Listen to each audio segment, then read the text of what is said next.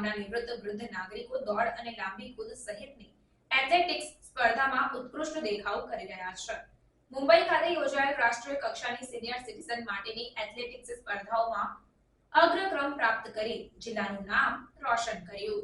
ભરૂચ જિલ્લાના ઝઘડિયા તાલુકાના પીપદરા ગામે રહેતા અને હાલ નિવૃત્તિ સાથે ખેતીની પ્રવૃત્તિ કરતા એક વૃદ્ધ નાગરિકે મુંબઈ ખાતે યોજાયેલ સિનિયર સિટીઝન માટેની એથ્લેટિક્સ સ્પર્ધામાં ભાગ લઈ વિવિધ સ્પર્ધાઓમાં અગ્રક્રમ મેળવીને ઝઘડિયા તાલુકા સહિત સમગ્ર ભરૂચ જિલ્લાનું નામ રોશન કર્યું હતું. આ અંગે મળતી વિગતો મુજબ ભરૂચ જિલ્લાના ઝઘડિયા તાલુકાના પીપદરા ગામના ભુલાભાઈ માથુરભાઈ વસાવા ગુજરાત સરકારના શ્રમ અને રોજગાર વિભાગમાં ફરજ બજાવતા હતા. તેઓ ફરજમાંથી નિવૃત્તિ બાદ જીવનની પાછલી સંધ્યાએ આરામમય જીવન જીવવાને બદલે પોતાના વંશ પરંપરાગત વ્યવસાય ખેતીમાં પ્રવૃત્ત રહીને શ્રમવાળું કામ કરીને શારીરિક તંદુરસ્તી જાળવી રાખી છે.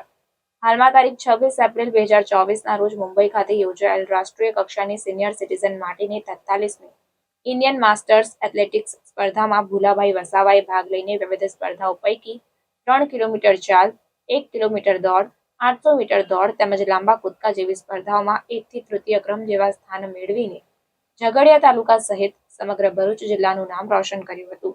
આ અગાઉ તેઓએ ચાલુ સાલે ભરૂચ ખાતે યોજાયેલ જિલ્લા કક્ષાની અને મહેસાણા ખાતે યોજાયેલ રાજ્ય કક્ષાની સ્પર્ધાઓમાં ભાગ લઈને વિજેતા બનીને મુંબઈ ખાતે યોજાયેલ રાષ્ટ્રીય કક્ષાની સ્પર્ધામાં ભાગ લીધો હતો. મથુરભાઈ વસાવા, ઝઘડિયા તાલુકાના પીપદરા ગામના ભરૂચ જિલ્લાનો વતની છું. મેં 2024માં ઇન્ડિયા માસ્ટર એથ્લેટિક્સ 43માં નેશનલ માસ્ટર એથ્લેટિક ચેમ્પિયનશિપમાં મુંબઈ ખાતે પાર્ટિસિપેશન કર્યું. તેમાં લોંગ જમ્પમાં 2nd નંબર, 800 મીટર દોડમાં 2nd નંબર, 1500 મીટર દોડમાં 3rd નંબર અને 3000 મીટરમાં 1st નંબર આવી ભરૂચ જિલ્લાનું બટુકનાથ વ્યાયામ શાળાનું નામ રોશન કર્યું. આમ ગુજરાત ક્ષેત્રે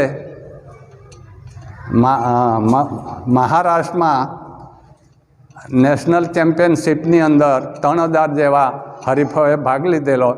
તેમાં મને 5 મેડલ મળ્યા છે અને બટુકનાથ વ્યાયામ શાળાનો હું ખૂબ ખૂબ આભારી છું.